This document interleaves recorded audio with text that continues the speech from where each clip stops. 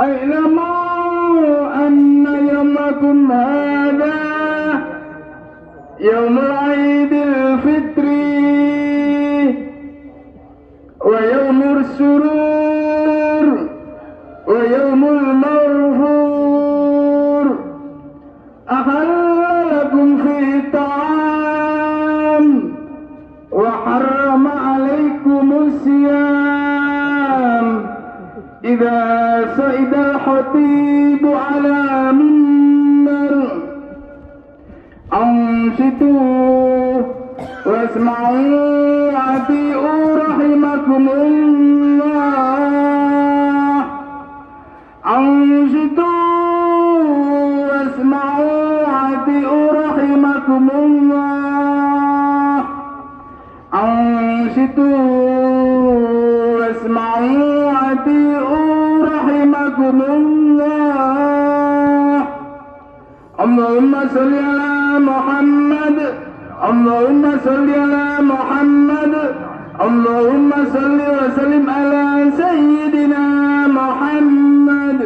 الحمد لله رب العالمين. اللهم قوي الإسلام والإيمان من المسلمين والمسلمات والمؤمنين والمؤمنات الأحياء منهم والأموات واحبب لنا منك بالخير ويا خير الناصرين برحمتك يا أرحم الراحمين.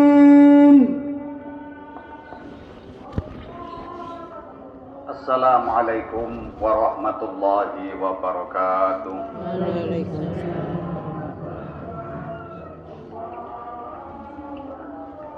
Allahu Akbar, Allahu Akbar, Allahu Akbar, Allahu Akbar, Allahu Akbar, Allahu Akbar, Allahu Akbar, Allahu Akbar, Allahu Akbar, walillahil hamd. Alhamdulillahil mun'im ala man ata'ahu wa taba'a ridahu, al-muntakim mimman khalaqahu wa 'asam, alladhi ya'lamu ma dhaharahu al-'abdu wa ma akhfam, al-mutakaffilu bi arzaqi ibadihi fala yatruku ahadan minhum wa la yansa. Ahmaduhu subhanahu wa ta'ala ala ma a'tam. أشهد أن لا إله إلا الله وحده لا شريك له شهادة عبد لم يخش إلا الله وأشهد أن سيدنا محمدا عبده ورسوله الذي اختاره الله واصطفاه. اللهم صل وسلم على سيدنا محمد وعلى آله وصحبه ومن والاه. أما بعد فيا أيها الناس اتقوا الله حق تقواه واعلموا أنما يقوم ويومكم هذا يوم عظيم وعيد كريم أحل الله لكم فيه الطعام وحرم عليكم فيه الصيام فهو يوم تصبيح وتحميد وتهليل وتعظيم وتمجيد فسبحوا ربكم فيه وعظيموا وتوبوا إلى الله فاستغفروه. Ma'asyiral muslimin wal muslimat jamaah salat Idul Fitri rahimakumullah. Ungkapan syukur ini kita ungkapkan dengan ucapan alhamdulillahirabbil alamin. Karena pada detik ini kita masih diberikan umur panjang oleh Allah Subhanahu wa taala sehingga bisa berjumpa dengan hari raya Idul Fitri. Bukan hanya nikmat umur panjang, nikmat lainnya yang tidak bisa kita hitung satu persatu juga telah dikaruniakan kepada kita. Di antaranya adalah nikmat Islam, iman, kesehatan, kesempatan, dan kemampuan menjalankan ibadah puasa selama 1 bulan penuh di bulan Ramadan. Mudah-mudahan setelah kita menunaikan ibadah puasa, kita akan mendapatkan predikat takwa yang menjadi orientasi utama rukun Islam yang keempat ini. Tujuan puasa ini telah ditegaskan oleh Allah Subhanahu wa taala dalam Al-Qur'an surat Al-Baqarah ayat 183 yang bunyinya ya ayyuhalladzina amanu kutiba alaikumus syiyamu kama kutiba alal ladzina min qablikum la'allakum tattaqun. Artinya Hai orang-orang yang beriman, diwajibkan atas kamu berpuasa sebagaimana diwajibkan atas orang-orang sebelum kamu agar kamu bertakwa. Allahu Akbar, Allahu Akbar, Allahu Akbar, la ilaha illallah wallahu akbar, Allahu Akbar walillahil hamd. Ma'asyiral muslimin wal muslimat, jamaah salat Idul Fitri rahimakumullah. Dikata wayat oleh seseorang dalam berpuasa diperkuat lagi dengan kewajiban menunaikan ibadah zakat fitrah di bulan Ramadan untuk lebih membersihkan diri dari segala dosa.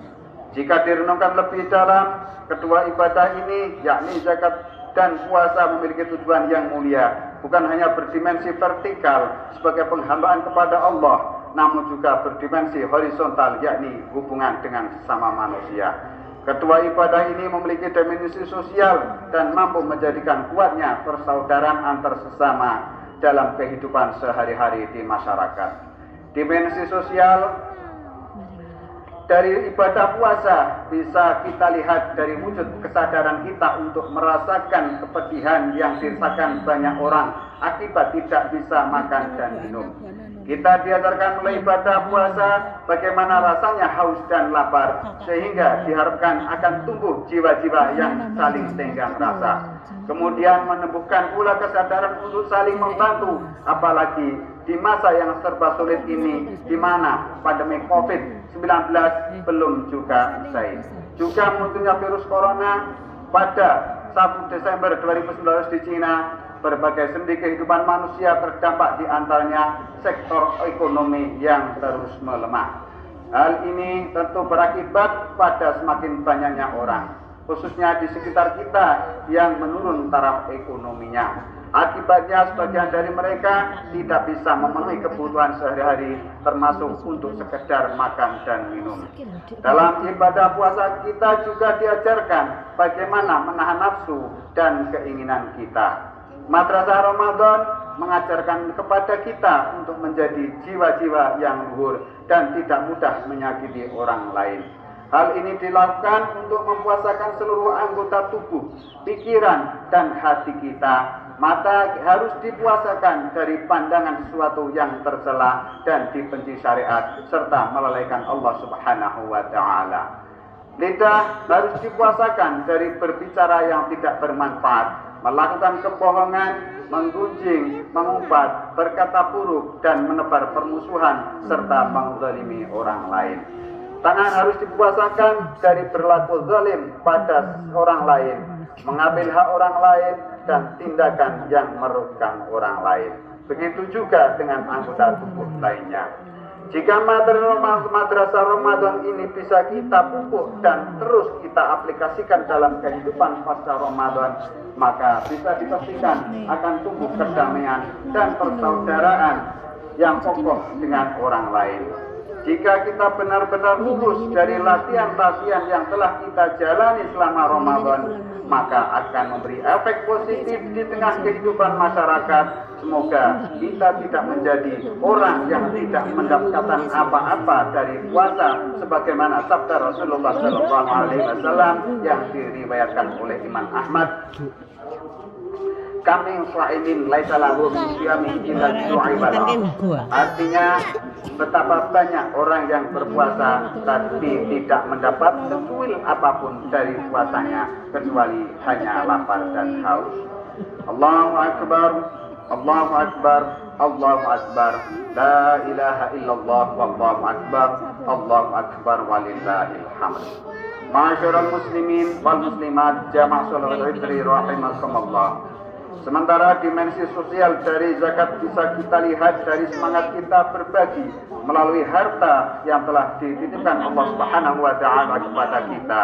Di setiap Ramadan dan Idul Fitri, kita lihat semangat masyarakat yang tinggi untuk berzakat, baik zakat fitrah maupun zakat mal.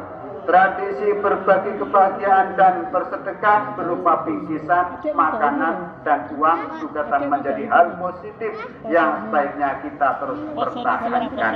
Bukan hanya saat ini saja, budaya senang berbagi rezeki ini akan memperkuat ukhuwah insaniyah yang selanjutnya akan menumbuhkan kecintaan kepada sesama. Kita tidak boleh berpikir jika memberikan harta kita pada orang lain maka rezeki kita akan berkurang. Kita harus sadar bahwa rezeki itu adalah rahasia Allah Subhanahu wa Ta'ala yang diberikan kepada orang-orang yang dikehendakinya.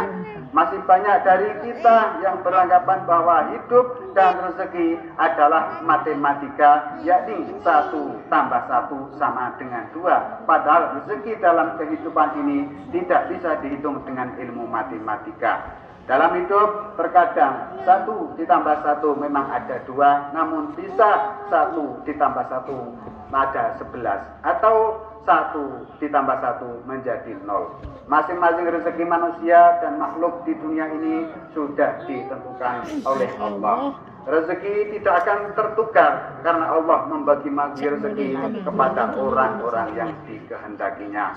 Allah Ta'ala berfirman, Innallaha yarzuqu man yasha'u bighairi hisab.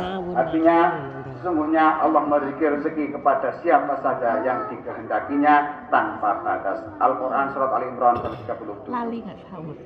Allah juga sudah menegaskan banyak di dalam Al-Quran bahwa siapa yang mau bersedekah maka Allah akan melipat gandakan rezeki yang diterimanya. Seperti digambarkan dalam Al-Quran yang menjelaskan bahwa siapa saja yang menginfakkan hartanya di jalan Allah maka Allah akan membalasnya dengan 700 kali lipat. Hal ini memiliki artian sekaligus membuka mata kita bahwa hakikat memberi adalah menerima.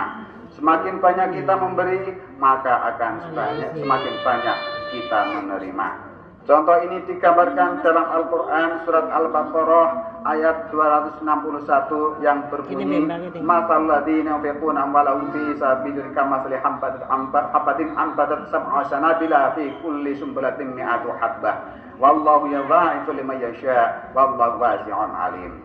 Artinya, perumpamaan orang yang menginfakkan hartanya di jalan Allah seperti sebutir biji yang menumbuhkan 7 tangkai. Pada setiap tangkai akan ada 100 biji. Allah melipat gandakan bagi siapa yang dikehendaki dan Allah Maha Luas, Maha Mengetahui. Di akhir ayat ini kita juga diingatkan dalam 2 sifat Allah yakni Maha Luas dan Maha Mengetahui. Lagi-lagi ini menguatkan agar kita tidak perlu khawatir terhadap rezeki karena Allah Maha Luas rahmatnya kepada hambanya yang dikaruniainya. Tidak terhitung jumlahnya, Allah juga Maha Mengetahui siapakah di antara hamba-hambanya yang patut diberi berpahala yang berlipat ganda, yaitu mereka yang suka menginfakkan harta bendanya untuk kepentingan umum, untuk menegakkan kebenaran dan untuk kepentingan pendidikan bangsa dan agama. Dalam tafsir Al-Quran Kementerian Agama ditegaskan ajaran Islam mengenai infak ini sangat tinggi nilainya. Selain mengikis sifat-sifat yang tidak baik seperti kikir dan mementingkan diri sendiri, infak juga menimbulkan kesadaran sosial yang mendalam bahwa manusia senantiasa saling membutuhkan dan seseorang tidak akan dapat hidup sendiri. Sebab itu harus ada sifat gotong royong dan saling memberi sehingga jurang pemisah antara yang kaya dan yang miskin dapat ditiadakan. Persaudaraan akan dipupuk dengan hubungan yang lebih akrab. Menafkahkan harta di jalan Allah, baik yang wajib seperti zakat maupun yang sunnah seperti sedekah, yang dimanfaatkan untuk kesejahteraan umat, untuk memberantas penyakit kemiskinan dan kebodohan, untuk penyiaran agama Islam, dan untuk mengembangun ilmu pengetahuan adalah sangat dituntut oleh agama dan sangat dianjurkan oleh syara. Sebab itu banyak sekali ayat-ayat Al-Quran yang membicarakan masalah ini serta memberikan dorongan yang kuat untuk memberikan perumpamaan yang menggambarkan bagaimana beruntungnya orang yang suka berinfak dan betapa malangnya orang yang tidak mau menafkahkan hartanya.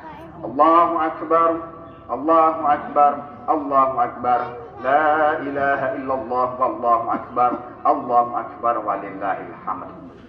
Ma'asyiral muslimin wal muslimat, jamaah salat Idul Fitri rahimakumullah. Untuk lebih menguatkan persaudaraan yang dihasilkan dari ibadah puasa dan zakat ini, mari kita juga perkuat semangat persaudaraan dengan terus melakukan silaturahmi. Apalagi di hari Lebaran ini, budaya silaturahim dengan saling memaafkan harus senantiasa kita pertahankan. Di zaman modern ini, tidak ada alasan bagi kita untuk tidak bersilaturahmi. Perkembangan teknologi saat ini mampu menjadi solusi dan sarana untuk memperkuat persaudaraan tanpa batas dan waktu juga tempat.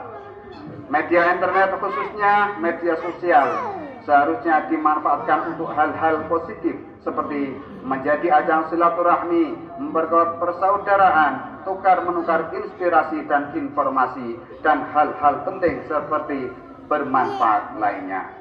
Fenomena yang terjadi malah terbalik 180 derajat, di mana media sosial menjadi ajang perpecahan melalui hoaks, fitnah, caci maki, padahal tidak ada agama di dunia ini yang membenarkan perilaku itu semua. Mari kita berbuat silaturahmi untuk menumbuhkan sikap saling pengertian.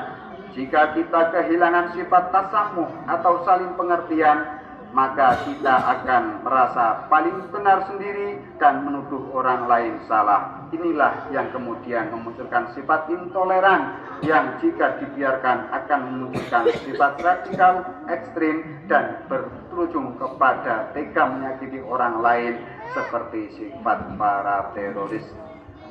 Silaturahmi akan memunculkan sifat silatul fikri, yakni menyamakan dan menguatkan pemikiran, ide dan gagasan sehingga akan menemui titik temu kesepakatan.